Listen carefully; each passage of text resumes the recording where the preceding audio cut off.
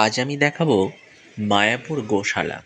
এখানে কেমনভাবে গাভীদের কাছ থেকে দুধ দোহানো হয় সেটা আমি আপনাদের দেখাচ্ছি এই মুহূর্তে দেখুন। এরকম অনেকগুলো গরু রয়েছে যাদের প্রচুর দুধ হয়। মানে একটা বালতি প্রায় ভরে গেছে আপনারা দেখতে পাচ্ছেন। তো আমি এইভাবে দুধ দোহানোটা ফার্স্ট টাইম দেখলাম, এর আগে কখনো এইভাবে আমি দেখিনি। সত্যি খুব সুন্দর লাগছিল, যেটা আপনাদের সাথে না শেয়ার করে থাকতে পারছিলাম না। দেখুন এরকম অনেক জায়গায় হচ্ছে, ওটা অনেকটা দূরে, আমি ঠিকমতো আপনাদেরকে দেখাতে পারছিলাম না, তাই জুম করে দেখানোর চেষ্টা করছি।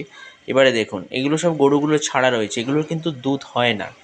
এগুলোকে এইভাবে ছাড়া মানে একসঙ্গে রেখেছে, যেগুলো দুধ হয় সেগুলোকে আলাদা রাখা আছে।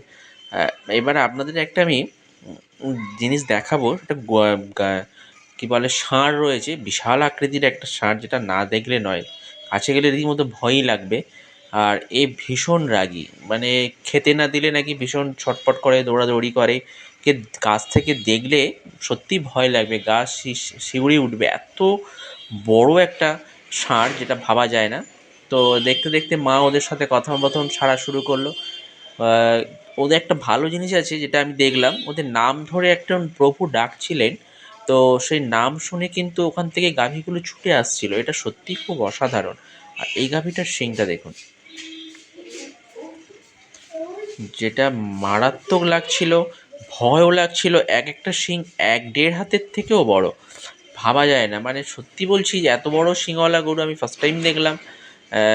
ভীষণভাবে ভয় লাগছিল দেখে আমার, যে এত বড় হতে পারে। আরেকটা গরু দেখাচ্ছি দেখুন, এটাও বিশাল আকৃতির একটা গরু, মানে যে মহিষ যে হয় তার থেকেও এদের আকৃতি যথেষ্ট বড়।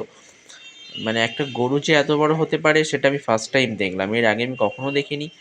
এই দাদু দেখুন কত সুন্দর আদর করছে, আমি তো ভয়ে কাছে যাইনি, ভয় লাগছিল ভীষণ এই এত দানব আকৃতির গরুগুলোকে দেখে। ভাবা যায় না, দাদুর তো কোনো কেয়ারই নেই, ভয়ই নেই। দেখে মানে কাছে গেলেই গরুগুলো মুখ বাড়িয়ে দেয় আদর খাওয়ার জন্য। এবার অনেক ভক্ত রয়েছেন যারা গাভীগুলোকে গলায় হাত দিয়ে মাথায় হাত দিয়ে আদর করছে, ওরা আদর খাচ্ছে। জয় রাধে।